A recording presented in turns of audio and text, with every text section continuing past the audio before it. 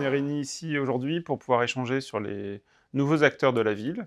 Aujourd'hui, il y a beaucoup d'appels à projets, innovants, d'acteurs émergent, apportent leur regard, donc Algoé et une fabrique de la ville, on est très impliqués dans les appels à projets innovants.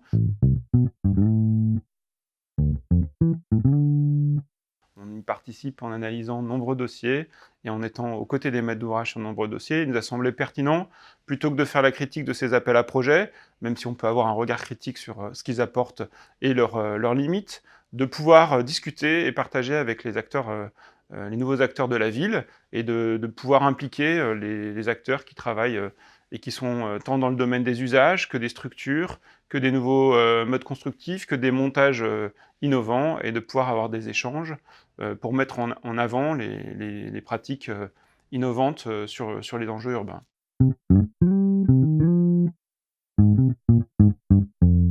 Effectivement, Algoé Consultant et une fabrique de la ville s'interrogent sur les transitions urbaines qui sont créées ou influencées par les appels à projets. Et c'est au travers d'une série de portraits de nouveaux acteurs ou d'acteurs qui ont été impliqués dans les équipes sur ces appels à projets que nous allons interroger ces personnes sur la manière dont ils considèrent que la ville évolue. Ces nouveaux enjeux sont travaillés dans ces appels à projets, que ce soit les questions de solidarité, les questions d'accessibilité de la ville, les questions d'ouverture, de pluricité, mais aussi d'urbanisme transitoire. Donc on aura l'occasion de regarder toutes ces questions avec un panel d'acteurs qui n'est pas exhaustif, mais qui, on l'espère, sera suffisamment représentatif des initiatives qui font la ville d'aujourd'hui et de demain.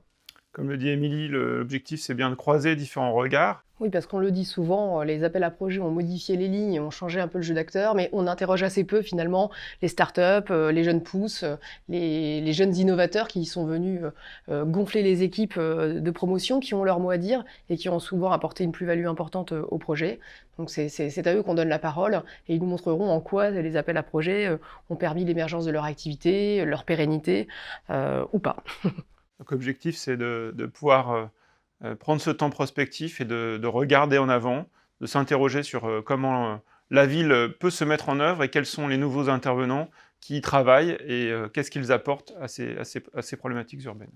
C'est la règle du genre, hein. Les vidéos sur les réseaux sociaux sont faites pour être interactives, participatives, donc n'hésitez pas à faire des commentaires et n'hésitez pas à nous faire part, vous aussi, de vos rencontres et de vos remarques sur ces interviews. Et surtout, n'hésitez pas à prendre contact avec ces différents acteurs dans le cadre d'appels à projets ou dans le cadre de réflexions et d'études urbaines.